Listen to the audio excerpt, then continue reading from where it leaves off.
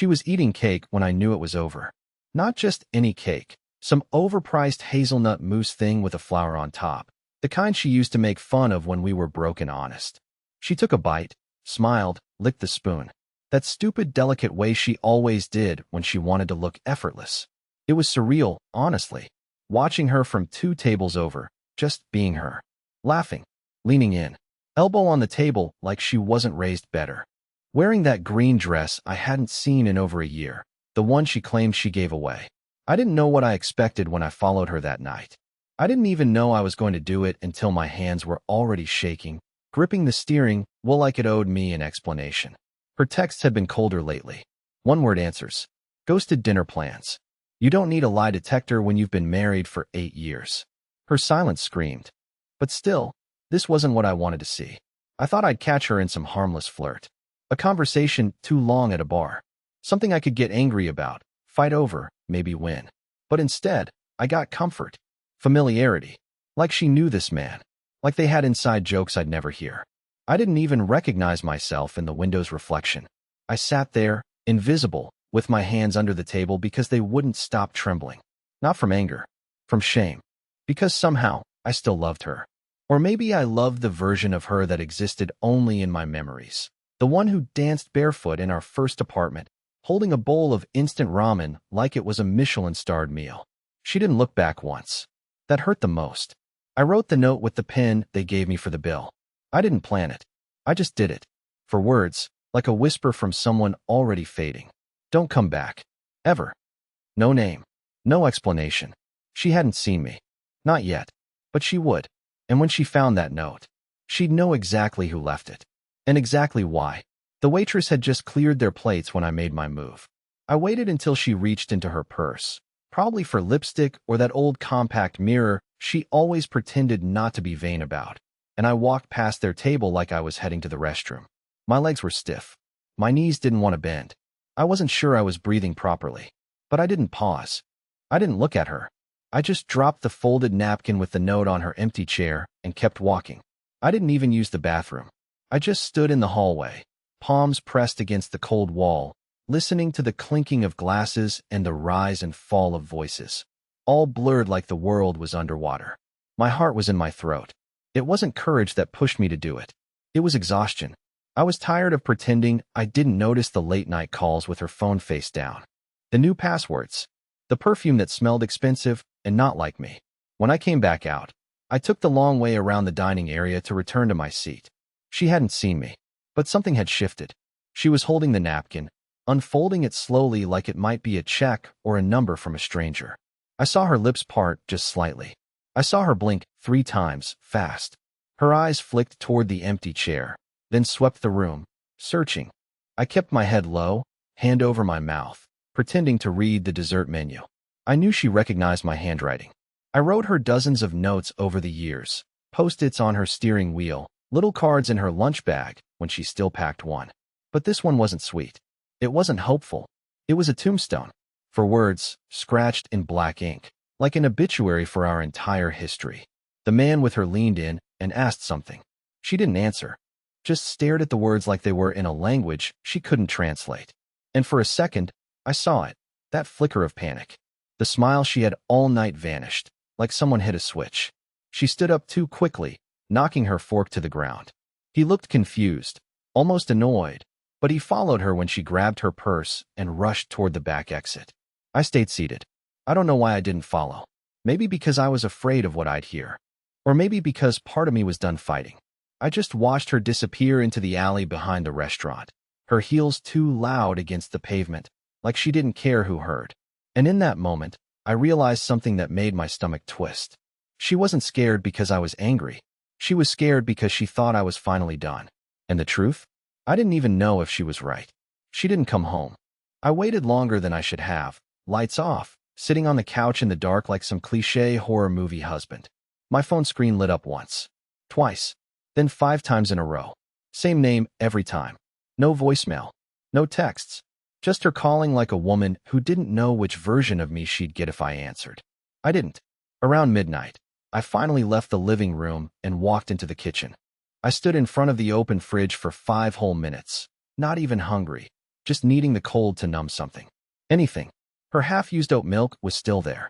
Her favorite yogurt. She hadn't taken any of her things. That was what hit me hardest. If she had left with the intention of staying gone, she would have packed. But she hadn't expected the note. She hadn't expected me to be 2 tables away. The next morning, her toothbrush was still wet. That meant she came back sometime during the night, maybe while I was asleep, grabbed a few things, and left again. Like a thief stealing the last fragments of routine. I checked the security camera on our doorbell, something she probably forgot even existed. She looked straight at it before unlocking the door. No shame, no hesitation, just blankness. She was wearing a hoodie, no makeup, and her eyes were red. But there was no suitcase, no bags, just her car keys. She was gone again by sunrise. I didn't know what I felt. Anger, yeah, but mostly humiliated. Not by her, but by me. I'd become this passive, pathetic observer in my own life, watching footage of my wife sneaking in and out like I was the side character in her affair. I sat down and tried to remember the last time she kissed me with her eyes open. The last time she asked how I slept. The last time I felt like I mattered more than her damn phone screen. And then, like a curse, I started scrolling. I went through our texts, back months, looking for signs, looking for me. And what I found wasn't just distance. It was silence in the shape of politeness. Every okay, every sure, every we'll see. It wasn't carelessness. It was control. She was weaning me off her affection like I was some dumb animal too slow to notice the leash disappearing. That afternoon, she messaged me one line. Can we talk? That was it. Not I'm sorry. Not I can explain. Just a soft probe, like she was testing how alive I still was inside. I didn't answer. Instead, I opened a folder on my computer labeled Taxes 2022, the one I thought she never noticed. I clicked on a file I hadn't looked at in months, a screenshot I took by accident while checking her Instagram on my work laptop. A man's hand, on her lower back, cropped, blurry, barely visible, but not mine. Now I knew whose it was. Same watch, same ring, same stupid smirk from across that dinner table. And I remembered how she laughed when I told her I was paranoid. She showed up at the house 2 days later like nothing had happened. No warning, no appointment, no apology. Just the soft slam of the front door, that familiar thud that used to mean home, followed by the sound of her keys clinking into the ceramic dish near the entryway. I was in the kitchen, microwaving day-old coffee I didn't even want, and for a second, I almost said her name. Like instinct, like muscle memory, but I swallowed it. She stood in the doorway. Same coat, same green dress, her hair tied back loosely like she didn't know if she was staying. And for the first time since this whole mess started, she looked small. Not sorry, not ashamed, just reduced, like someone who thought they had more time. I didn't say anything. I just stared at her, waiting. She took one step inside the kitchen, eyes scanning everything but me. The counter, the wall clock, the calendar where we'd stopped marking anniversaries sometime last year. She opened her mouth to speak, but nothing came out. Her lips trembled slightly, not with tears, but with the pressure of performing. She was gearing up for something. A speech. A monologue, maybe. She was always good at those. So I let her talk first. I didn't plan for you to see that, she said quietly, as if that somehow made it better. Like betrayal is fine as long as it stays offstage. It was supposed to be a conversation. In time. I didn't expect. You didn't expect me to be there. I interrupted, not raising my voice. Just stating a fact. She paused. Nodded. I didn't expect you to care, she added, softer this time. That one hit different. Not because it was cruel, but because it was true. I had let so much slide, she mistook my silence for surrender. I thought, she continued, stepping closer, that maybe you'd already let go. That we were just coexisting. I didn't want to hurt you. You didn't want to get caught, I corrected. She winced, like the words slapped her. I took a sip of my coffee, burned my tongue, didn't flinch. She finally sat down at the dining table, across from the chair I hadn't moved since she left. Her fingers toyed with the edge of her sleeve, tugging at a loose thread like she needed something to unravel besides me. I don't love him, she said suddenly. It wasn't about that. I let the silence stretch. Then I asked, so what was it about? She blinked, swallowed, but didn't answer, because she didn't know. Or worse, because she did know, and couldn't admit it out loud. That it was about power, about feeling wanted, about attention. Or maybe just boredom. The kind of slow, creeping rot that grows when one person stops being exciting and starts being furniture. I should have yelled, demanded answers, cried, something. But all I could think about was how she never even noticed I'd stopped signing my notes with Love J months ago, and I used to write them every day. Slipped into her bag, left on the bathroom mirror, sticky notes on her dashboard when she had early meetings. And she didn't even notice when I stopped. You don't love him, I repeated, mostly to myself. But you chose him over honesty. She didn't argue. I stood up, walked to the door, opened it wide. She looked at me like I was bluffing, like I hadn't already walked away from her in my head 100 times before this moment. I left you a note, I said calmly. That was me being merciful. She rose to her feet, tears finally forming. But I didn't stay to watch them fall. I walked into the bedroom, closed the door behind me, and for the first time in years, I locked it. She didn't leave. I expected to hear the front door slam within minutes. Expected angry footsteps, shouting, maybe one of those half-sincere breakdowns where she begs for clarity she doesn't actually want. But none of that happened. Instead, I heard her settle in on the couch. Quiet, motionless. No TV, no phone calls, just her presence pressing against the walls like smoke. I lay in bed, fully clothed, staring at the ceiling as if it held answers. It didn't. An hour passed, then two. At some point, I dozed off. When I woke up, it was still dark, but not silent. I heard faint noises from the kitchen, cabinets opening, silverware shifting, the kettle boiling. And then, her steps, barefoot, cautious. She stopped in front of the bedroom door. I didn't move. I imagined her hand hovering just above the doorknob, unsure if she deserved to knock. She didn't. She just stood there. For minutes. I counted. 37 seconds. Then the sound of something sliding softly under the door. A letter. Not a text. Not an email. A real letter. Folded paper, creased by hand. I waited until her footsteps retreated before I reached for it. My name was on the front in her handwriting. The same looped J she used on birthday cards, grocery lists, and sticky notes that used to say things like, "Don't forget eggs," or "Call your mom." But this one said nothing on the outside. Just my name. Nothing else. I didn't open it right away. Instead, I held it like it was a grenade. Heavy, fragile, dangerous in all the wrong ways. My heart was hammering, and I hated that it was. I hated that even now, after everything, some part of me still hoped. But when I opened it, it wasn't what I expected. There was no long confession, no apology, no explanation of how lonely she'd been or how broken we'd become. It was a list, just a list. Dates, times, locations, dinner at that place in Midtown, drinks after her office's quarterly meeting, a hotel I'd never heard of, a lake house. 2 of the dates overlapped with anniversaries. One was the weekend my uncle died, when she told me she had a wellness retreat.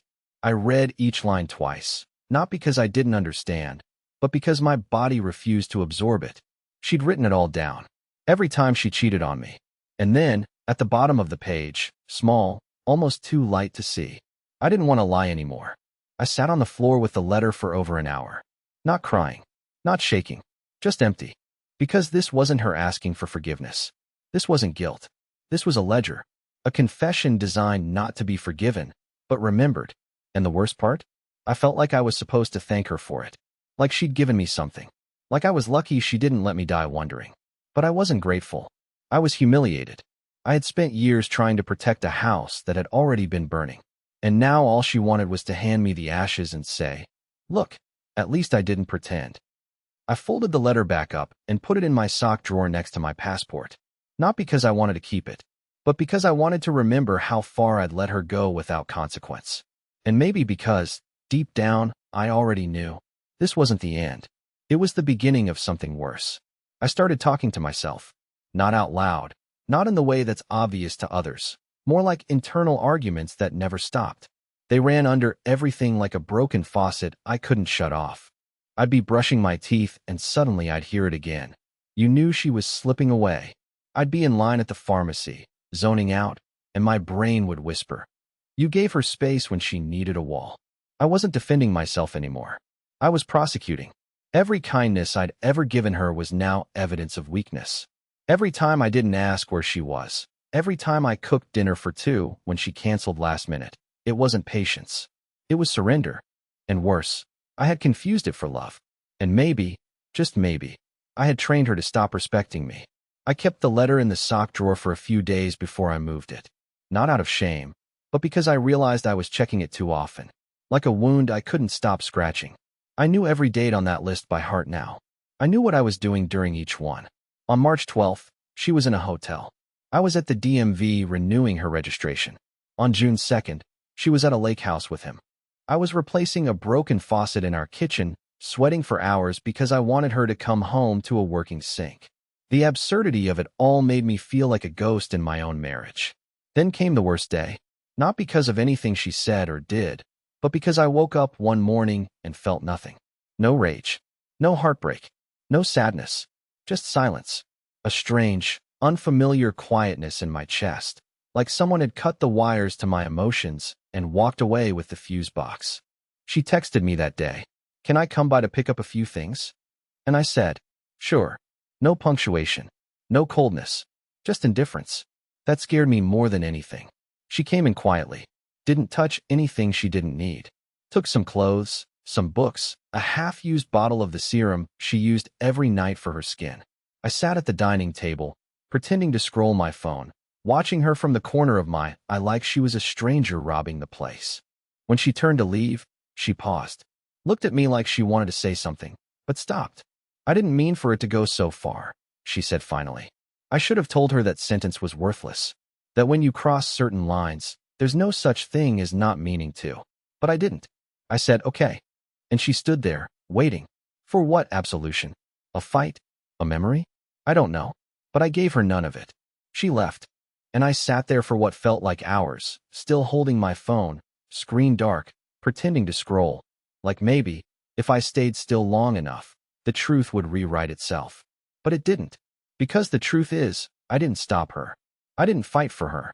And the voice in my head, the one that kept whispering things I didn't want to hear, finally said the one thing I feared most.